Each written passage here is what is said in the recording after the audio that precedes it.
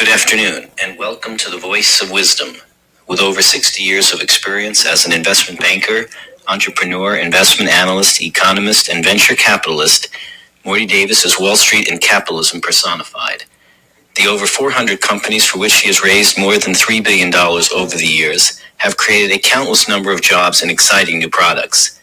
Through the Voice of Wisdom, Mr. Davis explores, analyzes, and debates the most topical political, economic, and social issues facing our world today. Joining Mr. Davis today for a discussion on Kamalanomics and other Harris policies is Len Carter. Len is an investment banker, business consultant, and private investor. And now, Mr. Davis and Mr. Carter. Welcome back. It's Wednesday. Actually, it's not Wednesday. We're doing this show Monday night because I have two urgent meetings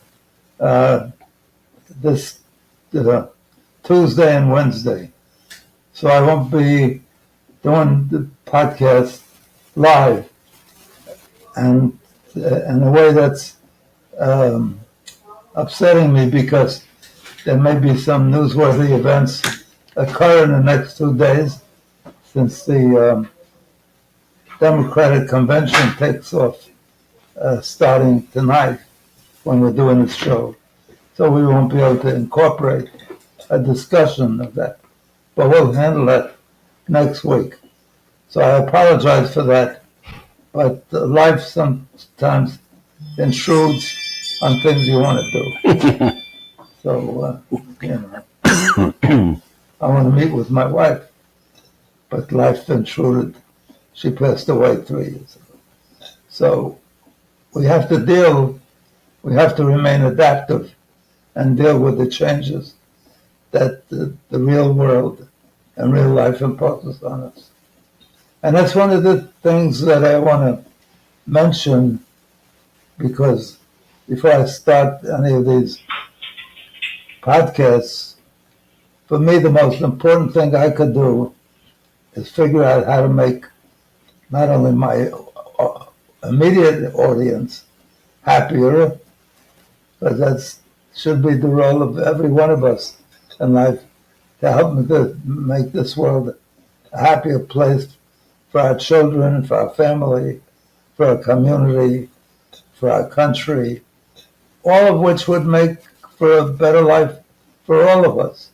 We should treat each other as family, a bigger family, If we're all on the Titanic, we're all on in the same world.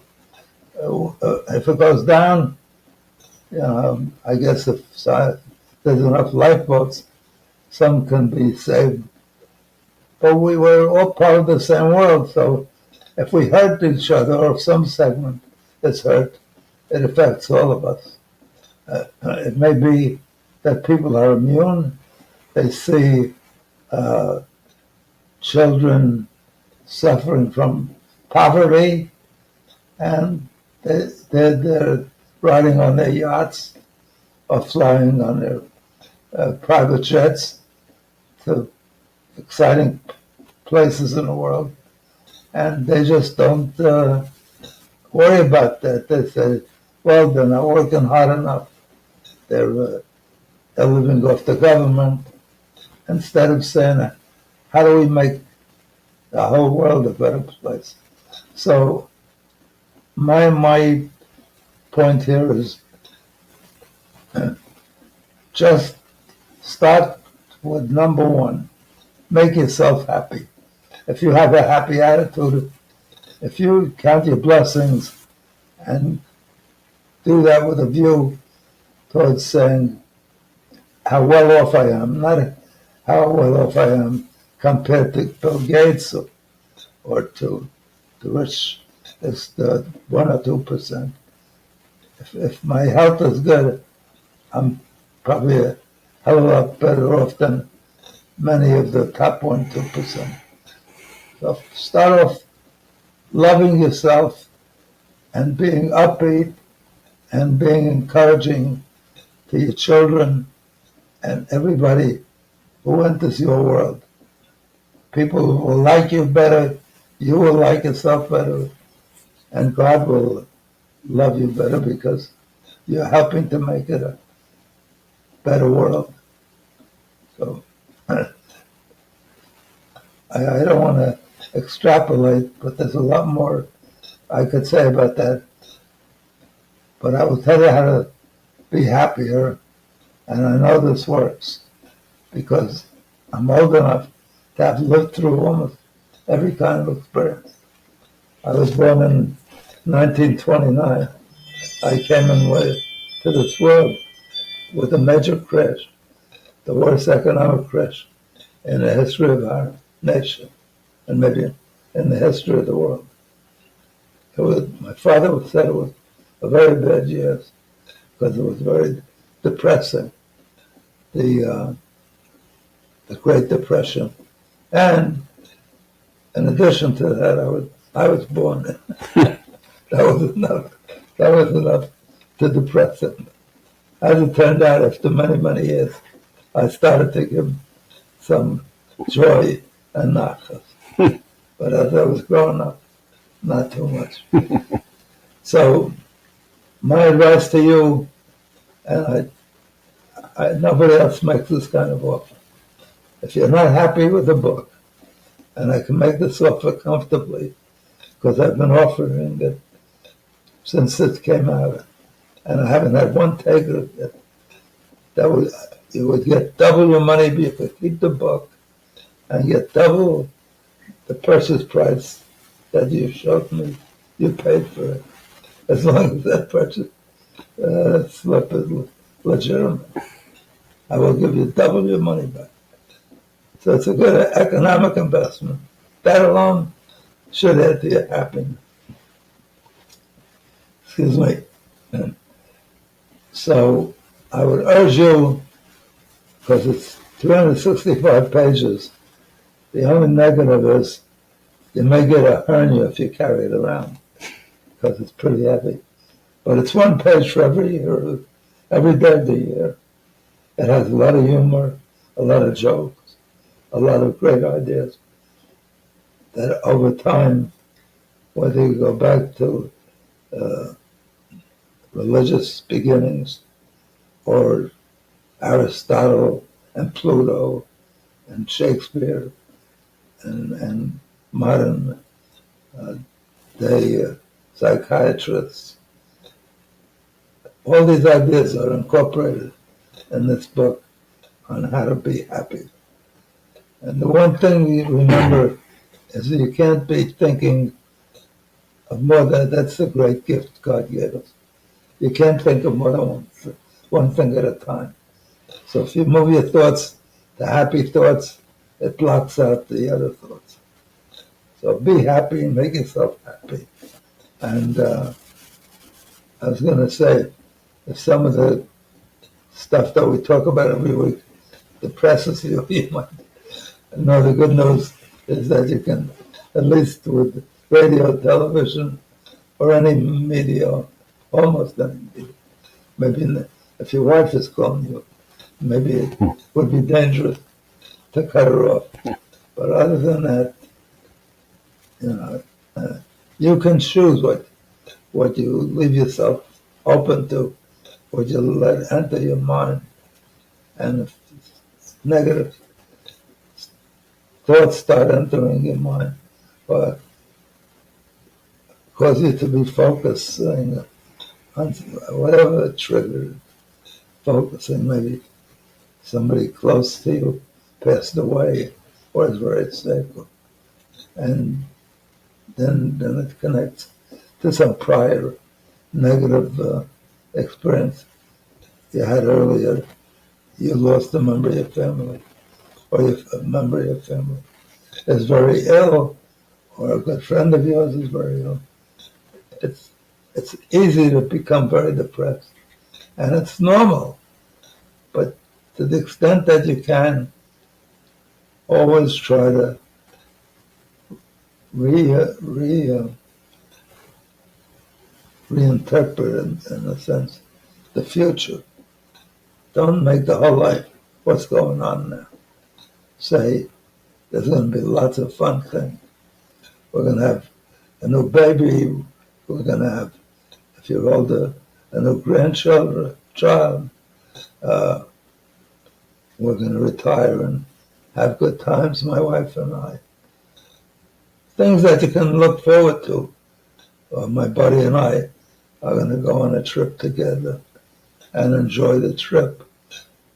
So even before you experience that event, you can look forward to it, think about it in a positive way, and feel happy. Anyway, we do discuss current events every week, and those tend to be, unfortunately, very depressing, always. So, but I don't know what else we talk about. That's what we talked about. It'd be a short show if we talked about it. Somebody's graduated. Someone comes along for something, or did very well at school. There's not much to talk about. It would be a 12-minute show. Right, and it's hard for you to identify with that success unless you yourself are experiencing it. Right. So I apologize in advance if some of the things we discuss depress you, and inevitably in the climate we're living in now, both with respect to the climate itself, global warming, and all of the risks to human beings on Earth, and the climate of political divisiveness. It's very easy for you to be touched and feel badly from the divisiveness. It's led to wars between friends, lifetime friends, between members of the family, even if you go up to the very top. Donald Trump's family. Some of them have written terrible books about him. So the wars within the family. Anyway, I don't want to take up all the time because I have a brilliant guest. Those of you who have tuned in before know that he's brilliant. Len Carter graduated from all the top schools, from Harvard Business School, from Cornell, an Ivy League school, where he earned an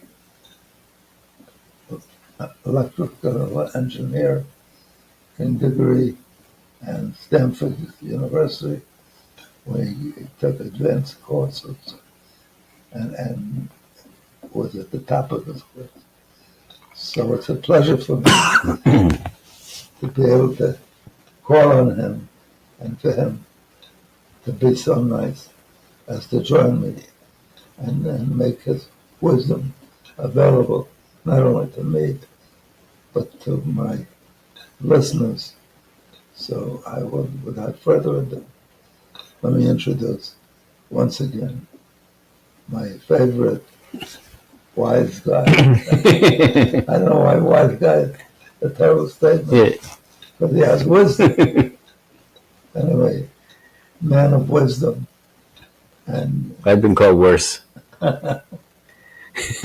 so why don't you launch? So I try to give them a lift, and now you can stop. Okay. Giving them the news. Yep. Which isn't always the good news. But we've seen in the last week or so, finally, some campaign meat. There's been a lot of feel good and fluffiness from the presumptive nominee, Kamala Harris, and we finally saw last week a little glimpse into some of the policies that she would attempt to pass. or implement. She faces a very difficult tightrope because she wants to take credit for some of the good things that may have happened in the last few years in terms of infrastructure or other good things, but doesn't want to get tied to some of the baggage that opponents want to tie her to. So we've had Reaganomics, we've had Bidenomics, and now they're talking about Kamalanomics, Really? which is her set of economic policies and ideas. Just another nickname that the media comes out with to identify. Well, why has she said anything that is different from her? Not particularly. Yeah, I mean, but they like to her president define. Who she? Yeah, they like to. I mean, she wants to create her own set of ideas, even if some of them are similar to Biden's, and trying to, create a turn the page view of the next 4 years because she wants to try to be different. Are you saying that's enough to depress us? Yeah. Yes. We should be. If people have no ideas and they're good ideas, I think we should welcome them. Right. No, none of us is, maybe you, but the rest of us are not gods. We're not always right. And there's always room for improvement. Even our forefathers who wrote the Constitution, at the end of their instructions to us, is we should work to make it a more perfect union. They realized, as good as they would try to make it, the Constitution, which is considered a brilliant document and a great guideline for building a country and a democracy away from the kingship. So, her having no ideas, or if she adopts all of Biden's ideas, if you don't find them atrocious or even negative, right? But we still have to. She still has to win an election, so that's a tightrope because there's some things that she wants to distance herself from, and other things that she doesn't want to distance herself from, and wants to make herself, I think, in doing so, not a female Joe Biden, because Joe Biden wasn't going to win, and a female version of Joe Biden probably wouldn't have won. So she has to be her own woman, just like Al Gore said, "I'm my own man," and didn't want to campaign with Bill Clinton. So it's a tightrope walk because there are things that she would like to take credit for, and a lot of things that she wants to distance herself from. So, look what happened with the Trump tips, right? Trump came out and said tips shouldn't be taxed, and then all of a sudden she came out and said, "I agree with that," and now gets criticized, by Trump for copying his idea. Well, I don't know why that's a problem. Good ideas are good ideas, no matter who came up with it. But when you're some people like that idea because it takes them off the hook from leaving a tip. right, They say the government will pay for your tips now. The government's going to take it away anyway. Why should I? Or I can slip them a few bucks under the table. That's not reported. Okay. Yeah. So the first item that we have a glimmer into is her way, I think, of addressing probably the biggest issue in voters' minds is the economy and prices. So that's something that the Biden administration is being labeled with as having, right or wrong, created all this inflation. Prices are higher today than they were 4 years ago. Your grocery bills are 20% higher because of Biden policies. So everyone is thinking that in their minds, or knowing prices are higher, want to know how she plans to deal with that, because no one likes higher prices. So what are you going to do, Kamala Harris, to make that better? So her plan is to have a first ever federal ban on price gouging on food and groceries to, in her words, ensure corporations can't unfairly exploit consumers to run up excessive profits on food and groceries. One of the things we've heard over the last few years is causing inflation is not just disruptions in supply chains from overseas or imports, but also greedflation, where corporations just raise price because they can raise price, or and so that issue of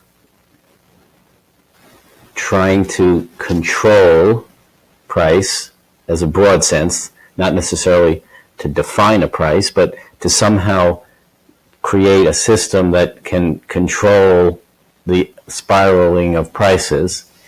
And her plan is admittedly vague to have a ban on price gouging. So right away, her opponents are jumping on that as price controls, which we know from the, at least in recent history where that was attempted. Or worse, it sounds like it's anti-capitalism, because one of the great economists, almost universally accepted as a great economist, he won a Nobel Prize. He was an economist at the University of Chicago, which is considered the nest of great economists. And he said that the sole role of the corporation is to maximize profits. So that says the corporation, if they can raise prices or lower salaries, it's their obligation to do that. Because if that's their only goal, role or goal, whatever you wish, to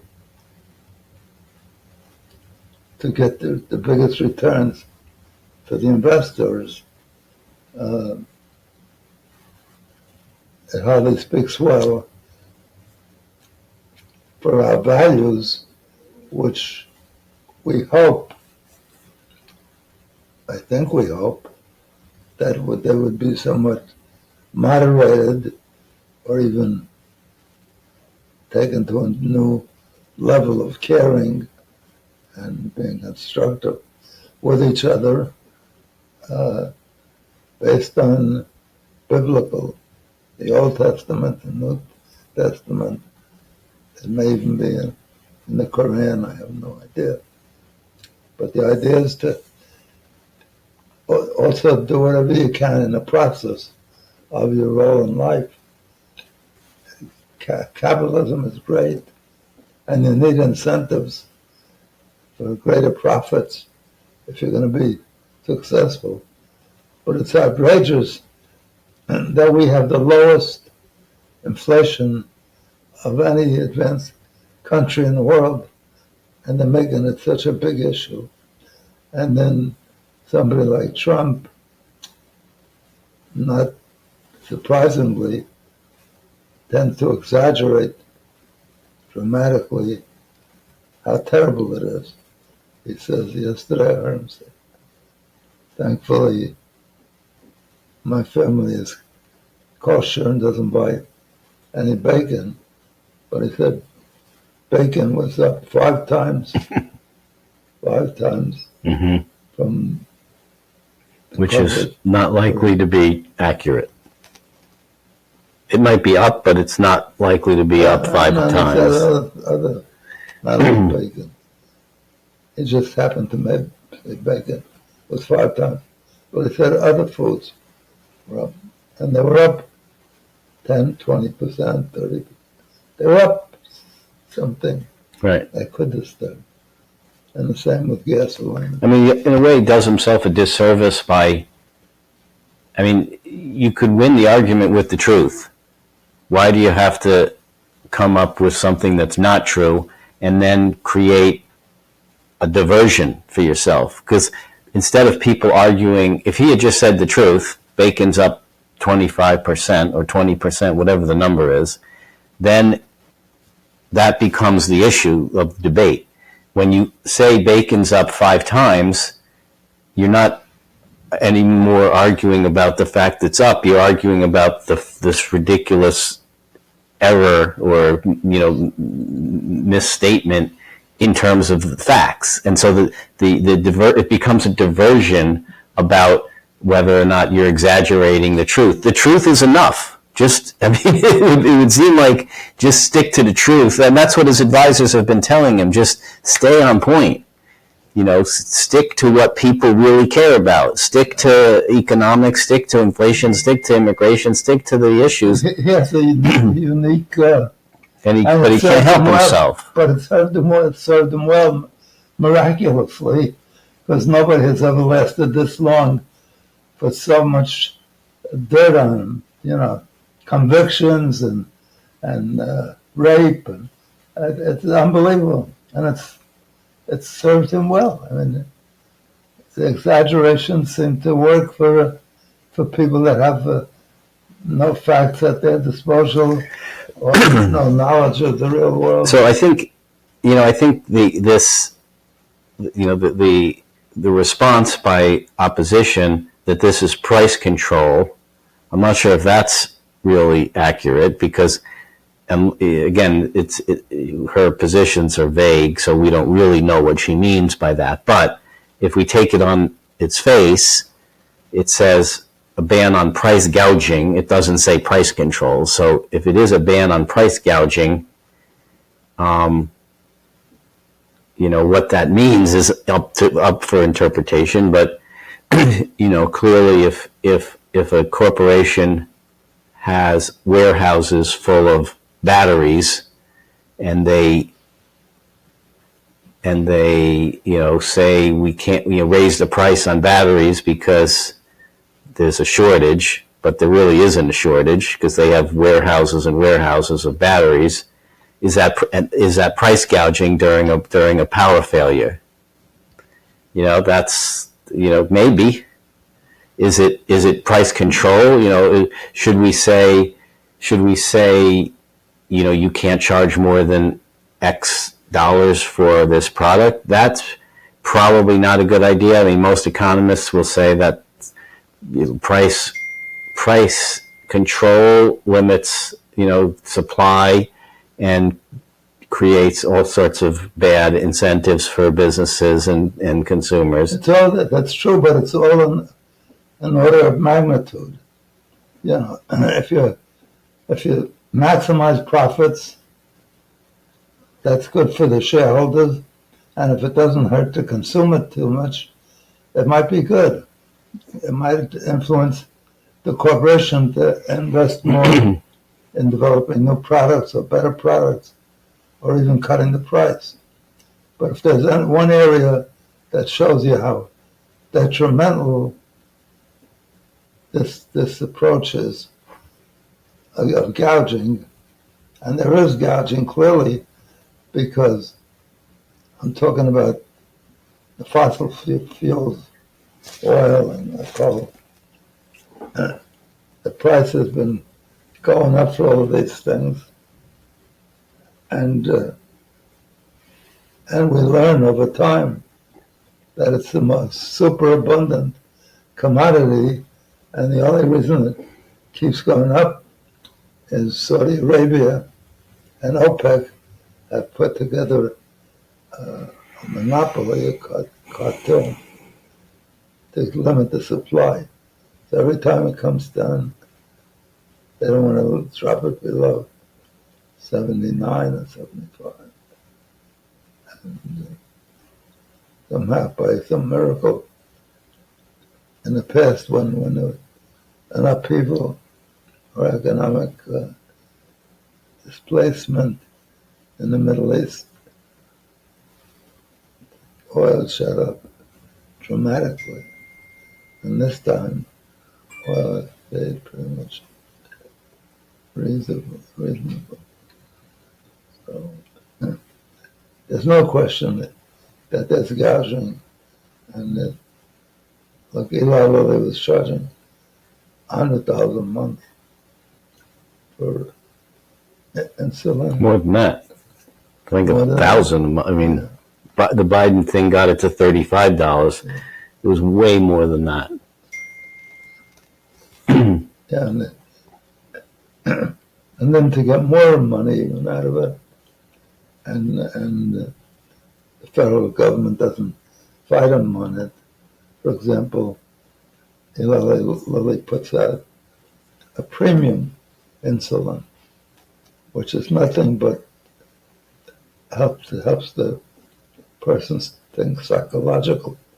He's got a much better product, but it doesn't do any more than the basic insulin. And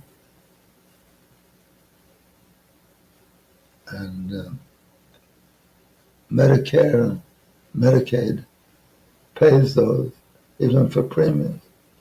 But I think at $35, I wish we had checked this out. $35 a month, which the Biden administration is making such an enormous claim of they're bringing down the prices. It's still many times, I think it costs A couple dollars. Eli Lilly maybe $2 to make, and they're charging $35. And there's no patent. The patent has long expired.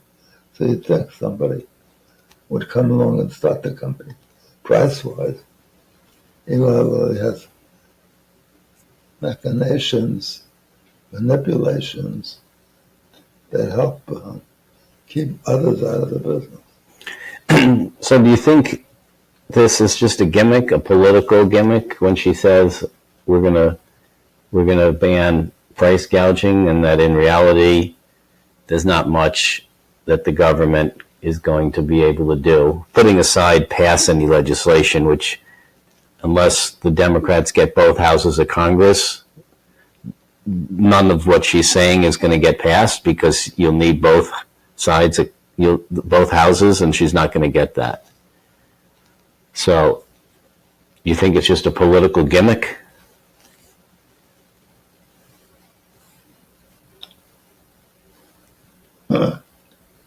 I think it's a brilliant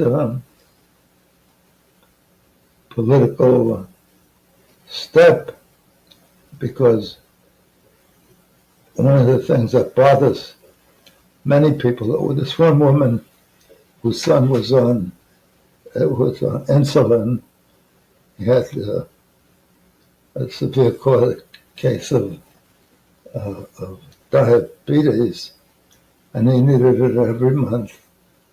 And she obviously was living hand to mouth, paycheck to paycheck.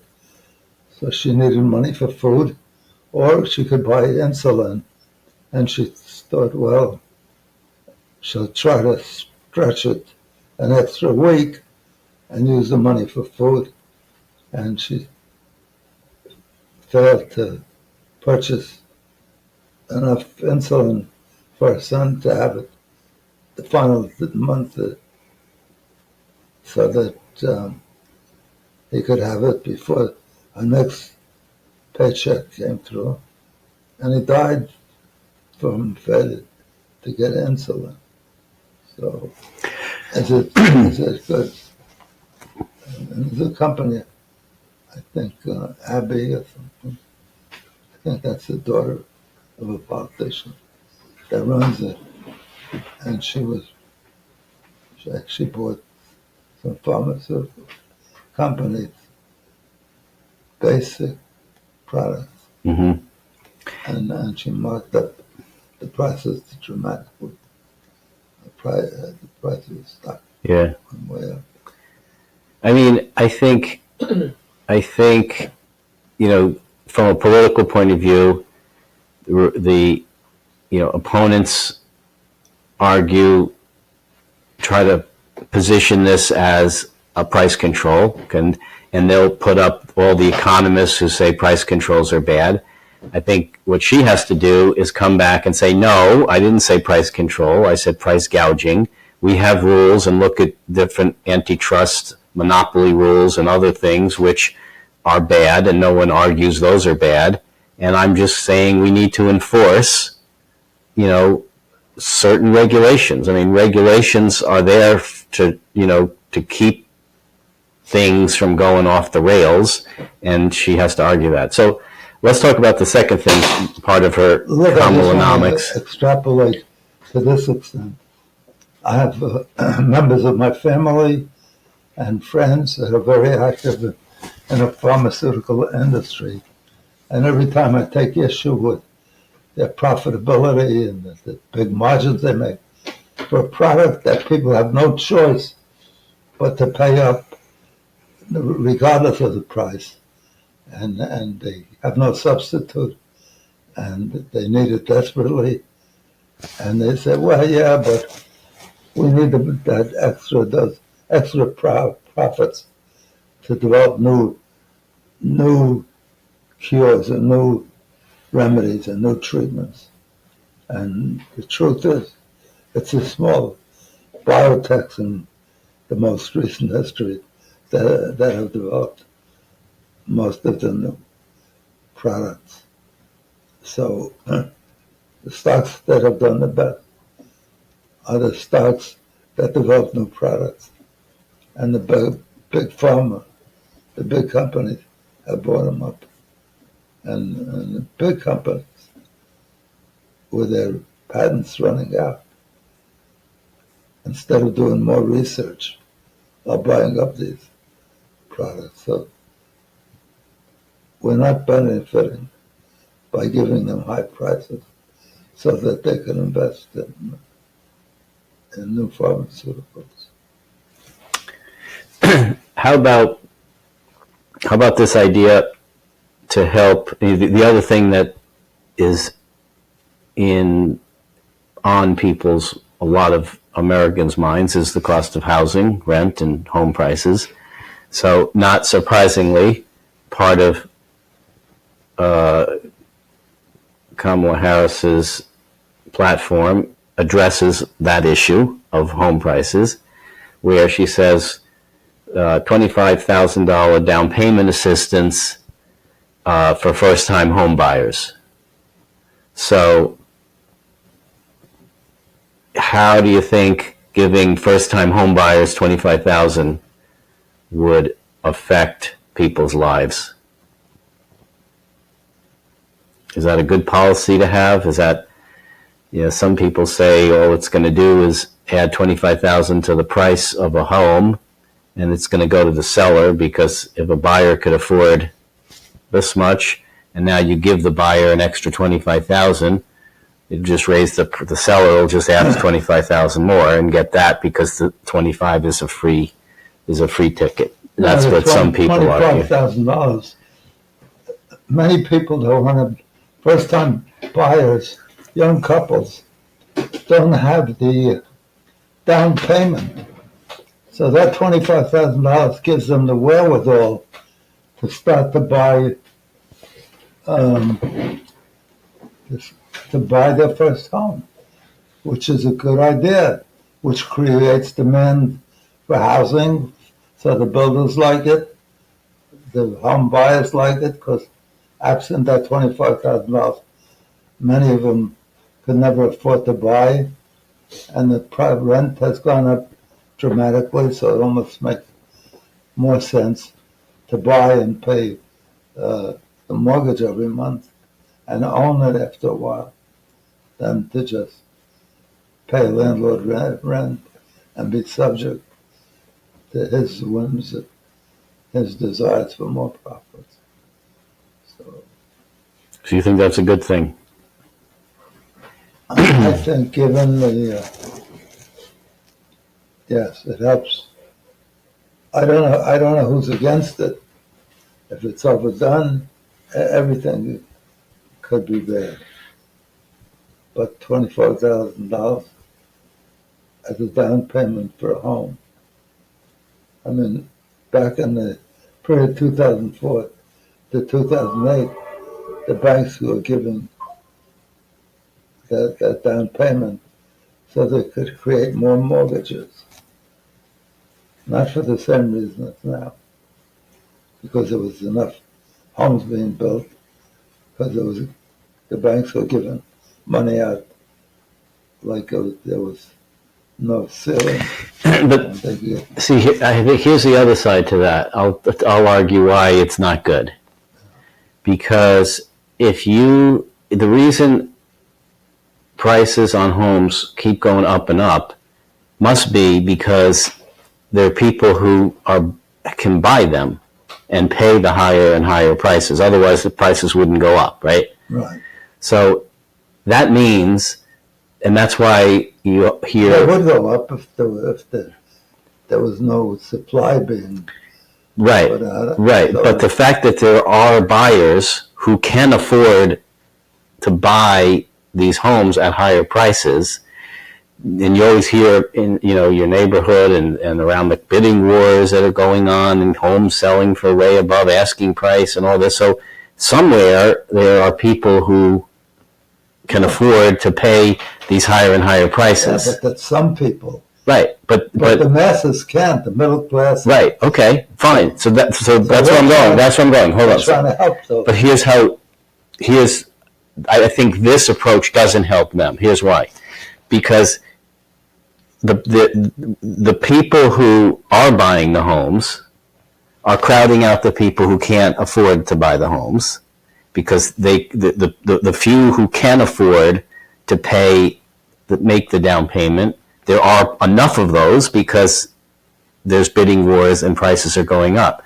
If those people get $25,000 as a free subsidy from the government, it's not going to change their ability to buy the house. All it's going to do is it's going to give them the ability to bid $25,000 higher for the same house. So the beneficiaries of that, I could argue, would be the sellers, because if it's a seller's market out there, and there seems to be because there's bidding wars on homes, if it's a seller's market and you give buyers more money, which this proposal does, then it just benefits the seller because it just lets people bid even higher. So I think the solution to what's the real problem is that all those other people, there aren't enough homes for them to buy. That's why there's this price jump. The second part, or not, the next part of her initiative is to incentivize the creation of 3 million new homes for first-time buyers. So it's a supply. You see, I think when you add 25,000 of buying power, all you're doing is pushing the demand curve out. But when you add supply, you push the supply curve out, and that lets more people have, that was the logic of supply side economics, is when you move the supply curve out, prices go down and quantity goes up. It's the best of both worlds. So adding supply by giving incentives to builders and supply side home, on the supply side of the home market, helps more people than just giving them money. And so her idea of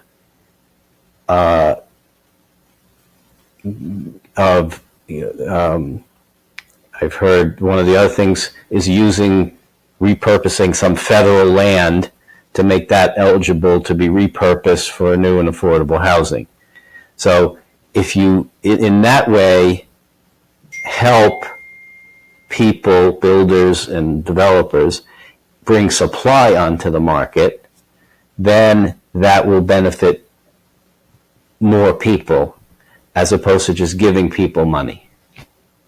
Well, one of the stupidest things that I ever, in my mind, I ever heard that economists created and Republicans or certain conservative groups advocated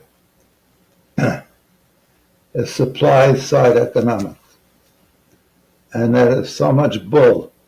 It's as if you build more, you're definitely going to sell more. There's only one side of economics that creates business activity, and that's demand side. Just because you build another million cars, that doesn't mean you're going to sell. Unless the price goes down. Well, why would the price go down? Because supply side, what people mean, what supply side economics has become to mean is not what policies to increase supply mean. Supply side economics has become to mean, giving tax cuts to create, businesses to have more profit so they'll hire more people, and that it trickles down to other people. But if you could somehow truly move the supply curve, and what does moving the supply curve mean? It means, creating ways, for example, to make products more cheaply. Like, there's a supply curve for cars, right? Presumably it looks like this, like any other supply curve, it goes up like this. When you create a new way, like there was a supply curve for, apples that looks like this. If you create a way to farm apples more efficiently, so you can now, for the same price, harvest more apples. What you've done on the supply curve picture is you shifted the supply curve out, meaning for any one price you can now create more supply. You offer more supply. So then you have a demand curve, right? Demand curve looks like this, downward sloping demand curve. So if you have a supply curve that looks like this and a demand curve that looks like this, the market price is where the two meet, right? If you can shift the supply curve out by doing things which, new ways of manufacturing, for example, is one way, then what you've done, the new equilibrium point where those two curves meet, is now further out at a lower price and a higher quantity. That's just that's what, a basic supply demand curve analysis says. It all depends on demand. Yes, because the demand curve is like this. If you produce another trillion pounds of apples and it brings down the price dramatically, it wouldn't increase the demand. Sure it would. No. Because the demand curve, but you don't want to eat more apples. No, demand curve. It always, if you go to a low price. No, demand curves, now, not all, the shape of the demand curve is different for different products, but generally, most economists agree demand curves are downward sloping, which means that at a higher price, people consume more, and at a lower price, people were willing to consume. Just the opposite. At a higher price, people consume less, and at a lower price, they consume more. That's what a downward sloping demand curve means. So only if there's a demand. Right, but every point on the demand curve is a point. No, yes, that's what a demand curve means. It means that at this price, that's what economists want to argue for the benefit of the producers. But if everybody now has all the televisions they need, and you cut the price in half, but they're not going to buy more televisions. No, but but again, it goes to what is the shape of the demand curve? Does it continue to go down? And for most products, yes, that if the price of televisions went down, there would be more purchasing at that price. But that's what every point on the demand curve represents a point where. I'm telling you, not necessarily. If they're up to here and whatever, every family has more automobiles than they need. It doesn't matter what you're going to do with it. They're not going to buy more cars. Yes, but in an aggregate economy, that's how demand is reflected. I mean, yes, as prices come down, people in the economic purchase of cars will go up. One economist won the Nobel Prize based on people's behavior away from the mathematics, because economists work with mathematics as if people don't exist, and people are the ones that make the determination. And they came up with the Nobel Prize Committee felt that was relevant. So, and I'll say one other thing. You're very unsympathetic. Clearly, you and I are neither one of us in that position. But most families have a hard time accumulating the down payment for a house. They're living, hand to mouth, one pay. So to put together a down payment, it's almost impossible. Right, but so if you give them the down payment, you're creating a big demand that wasn't there before. Yeah, but you're not going to give them a house that they wouldn't have had, because they're already losing the house to the person who can make the down payment. That's why there's bidding wars. Why are people? There's not bidding wars. Sure, there's tons of bidding wars. It's a seller's market in the real estate world these days. Because they're not manufacturing any It's a supply, correct. So the solution, I would argue, is not to give people more money to compete with other buyers to buy the same number of limited homes. It's to make more homes. No, you're excluded. If you make more homes and they don't have a down payment, you're not selling more homes. That's a major problem with most people at the bottom of the ladder. They can't afford to put the down payment. But that's not going to help because. No, it's not, because they're going to lose the home anyway. Because in 2004. I'm not talking about I'm talking about the situation today. But why is it today that prices of homes keep going up and buyers experience bidding wars against other buyers? It's because the builders aren't building enough homes. Right, that's right. And the reasons they're not building enough homes, they're not enough buyers for the homes at the lowest level, because the masses don't have money to buy a home. The key is getting a down payment. And we saw that in 2004, the banks made it readily available. So the number of homes that's being sold went up dramatically. Demand creates supply, not the other way around.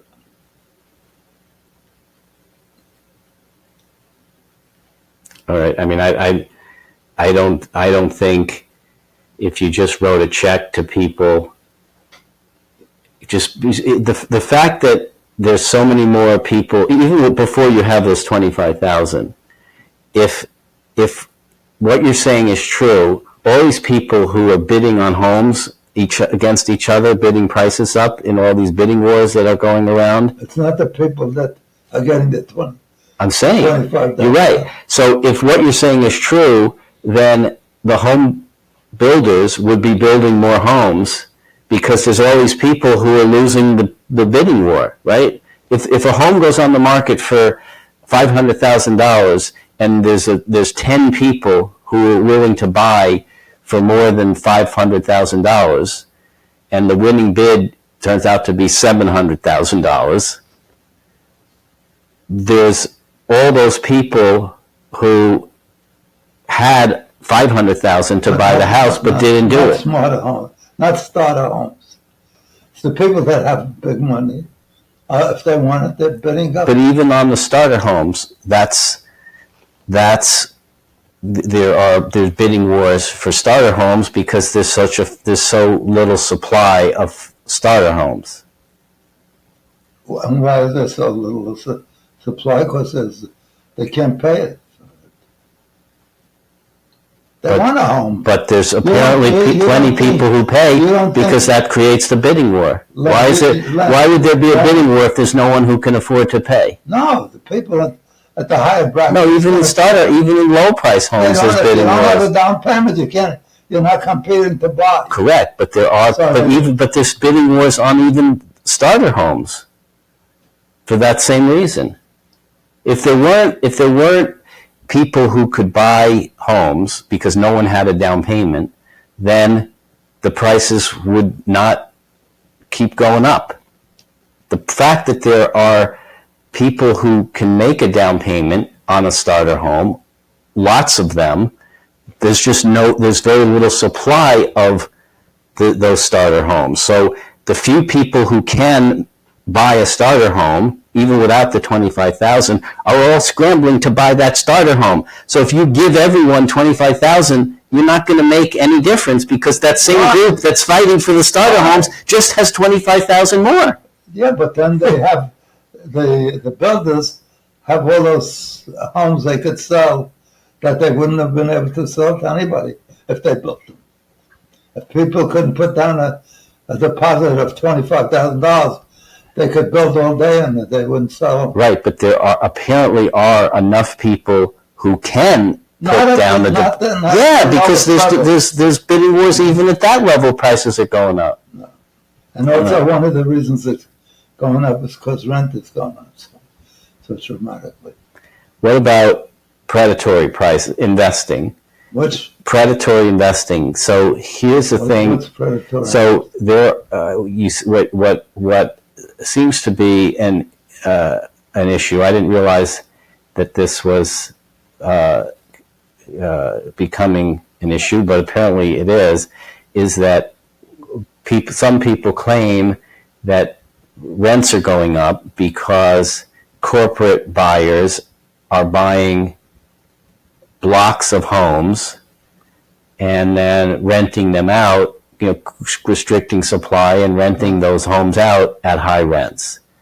So the Stop Predatory Investing Act, which is what Vice President Harris has proposed, it's aimed at countering rising home prices by targeting tax breaks for investors who purchase 50 or more single-family rentals. So if you punish an investor in a way by giving them fewer tax incentives, then they'll be less likely to buy these homes to then turn around and charge big rents. What do you think of that? I think that's bull. Because I think by buying up all those homes, they're limiting the supply. People have to pay higher for their homes. Right. It's not helping the market to produce more homes. Right. So that's why, but that's exactly what they're saying. And they're saying take their price breaks away so that they won't be able to do that as much. I agree with that. So then, is that a good thing or a bad thing? Oh, you just said it was a bad thing. No, I said you shouldn't let them so up all the homes. So is the Stop Predatory Investing Act? All that does is push up the prices at which they can sell the homes they accumulate. So the Stop Predatory Investing Act is a good thing. A good thing. Okay. Unless you take the view that all you care about is whatever creates more income for companies that invest, then it doesn't matter what happens to the lower classes. It's irrelevant. It's what matters to you. If all that matters is... But do you think, let me ask this, do you think that reducing their tax breaks is going to make a difference? Is that going to stop, if the goal, what's the goal? To stop these big bad corporations from buying all these homes. Do you think it'll make a difference? They'll stop doing it? Or will they keep doing it but just raise the prices even higher because they don't have the tax breaks anymore? You're right too, but small marginal differences make enormous. So you think it would impede them? Marginal differences is what determines the whole thing in society. You cut something a little bit, you could get them. So, but I'm saying, but in this case, if you reduce their tax benefits, why give them a tax benefit?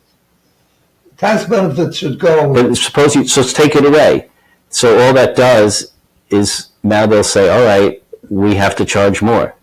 So they'll have less motive to do it. They'll sell less homes. Unless I don't want to give. Well, they're not selling; they're renting. They're not. They're buying the homes and renting it. The tax laws, our tax laws, should be designed as incentives to make desirable behavior. Socially desirable. I agree. I'm just not sure if that will do it. Well, I don't know. Small business never make a because it's like what happens when you put a tax on something. They'll just, depending on the elasticity of demand, how sensitive to price things are, they'll just charge more, right?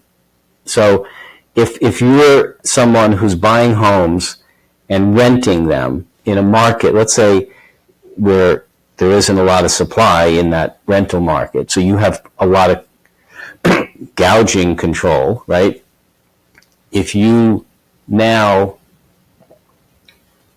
are burdened in a sense with more costs by removing a tax benefit, now as a buyer of these homes and then a renter of these homes, I'll just pass the price, my loss of benefit, I'll pass that along to the renters in the form of higher prices. And they'll have to pay them because... But they don't, where are they going to get the money? Just because you raise your prices doesn't mean I could afford it. Well, except what we see happening is in those markets, it's very inelastic. So people pay higher prices because they have to... The drop-off in demand, in demand for higher prices is not a lot. It's like, certain goods are elastic and some. Well, rent. This is rent. This isn't ownership. This is rent. This is rent. This is a rental market where people are renting these places. If the government, instead of helping people pay their rent, paid their mortgage instead of their rent, there would be more homes. So even that's not spending more money. People don't know how to buy a home. They never bought a home. It's a one-time event. Most people do it once in their lifetime. So we're actually almost out of time. So let's talk about the last part of her policy, which is repurposing federal lands. What do you think about? And again, it's vague, so I don't know what that really means, but presumably it somehow would make it easier or cheaper for builders to build and supply homes for people to buy. I mean, absolutely, it's hard to tell if that's a good idea or, the Republicans will position that as Kamala Harris wants to turn Central Park into, a condominium, a low income housing Really, project. anything you do, So I don't know what that really means. If it's some it's much dilapidated. It's much clearer in Israel, because in Israel the government controls most of the land. So if they want to get more housing built at better prices, they release the land. So the same here. Of course, if you release the land is a big part of the Right. I mean, it just depends on what land they're releasing. If it's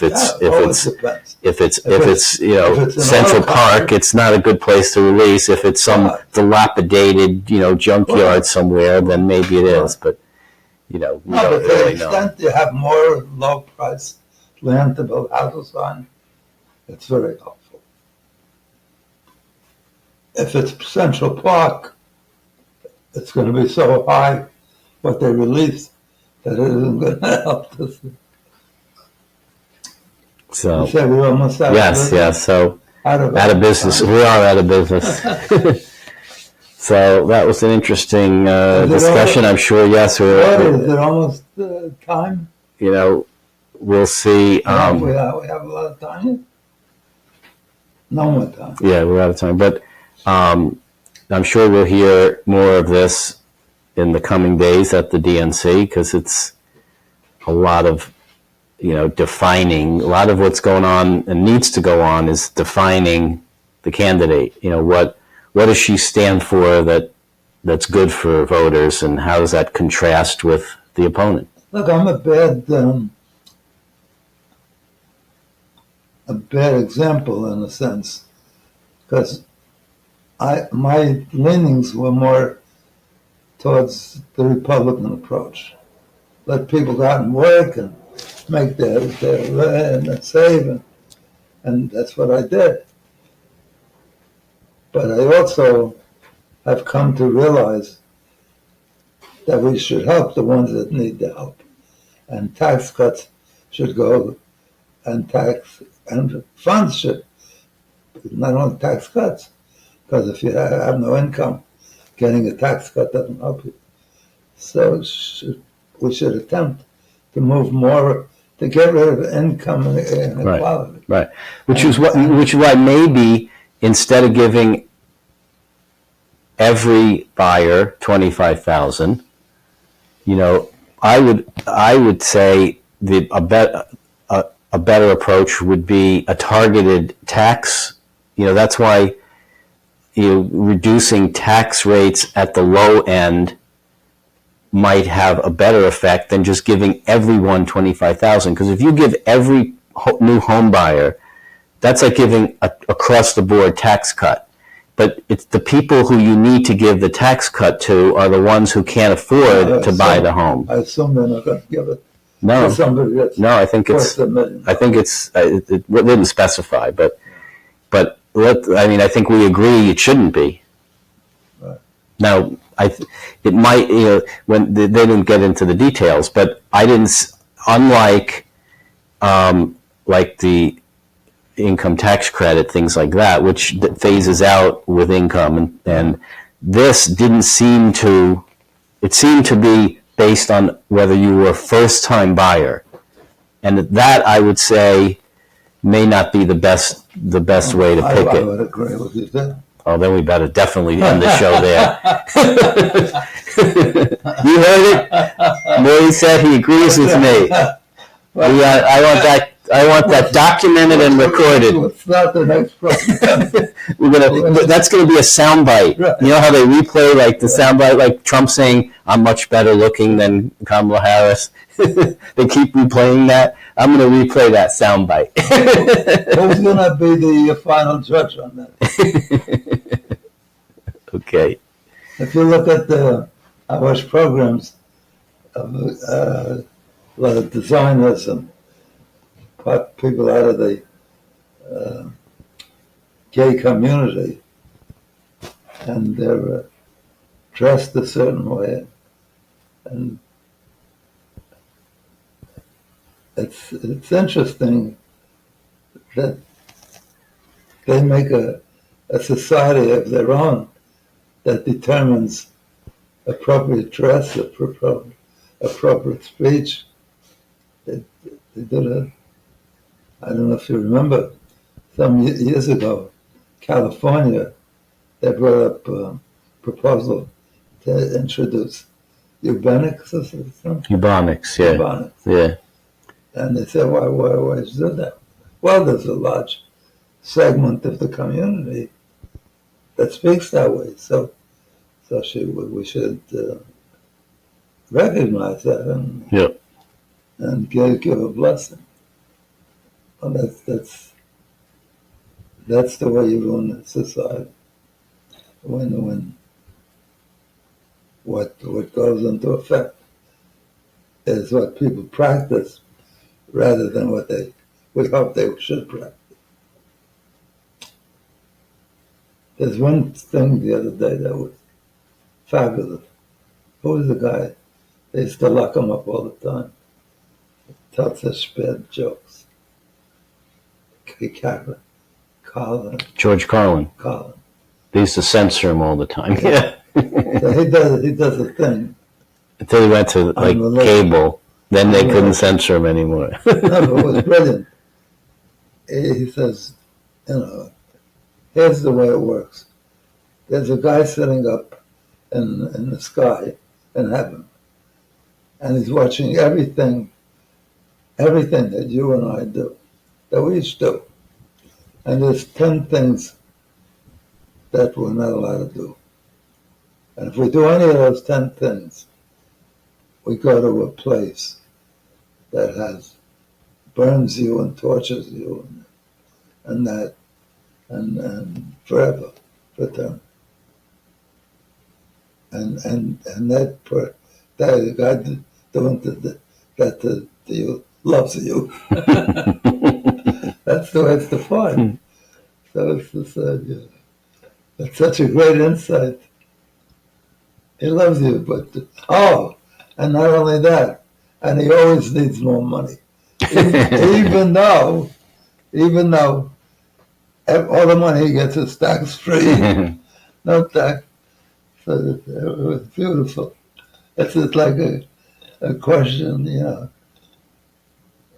what is God? You got nothing to do all day but look at everything you and I. Now, I used to think you can't do that, but you could, with the computer.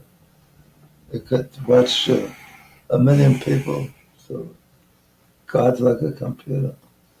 But he's so brilliant, and it's almost, how could you believe in God when here's the guy who's watching you that you can't. Carl's funny. He's funny. And then he says he loves you, and he loves you. And my kids are convinced God loves them, and they in turn love God. And whatever happens, bad, they never, whenever I said, how could God allow Hitler? Well, it's not allowing it. You can't make and when I ask rabbis that, they don't even bother to answer me. The best I've heard over the years is God created the world. And then he stopped him. He moved to Argentina. All right. With that note, we'll move to Argentina till next week. My father, before he came to the States, he and 2 brothers Came couldn't through get Argentina. into the States. So when my father lived there 3 years, one brother settled there permanently. And my father and the brother that was with him in Argentina came in and they spoke Spanish.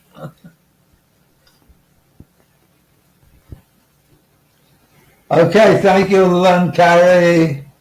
Thank you, my precious audience. I want to wish you all a wonderful, wonderful week, wonderful every day of your life. May each day be better and happier than the day before. And please, make yourself happy. If you don't do that, I'm going to come out there. I'm going to find your address, and I'm going to harass you. So do it voluntarily. I'm not asking you to do something that would hurt you. I love you all, and I'll become a cohort on this show, on this podcast regularly. You add more to the show than I could ever add. You and Len Carter make the show.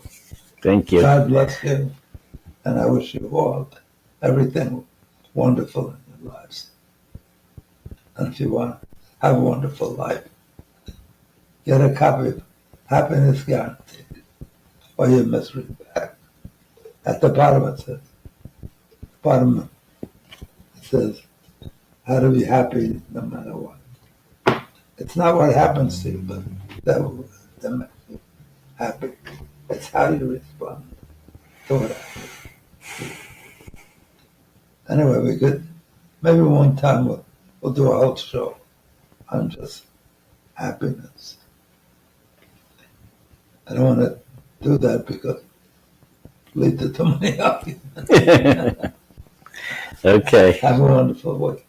Thank you, Leonard, so much. Thank you. And I thank my producer.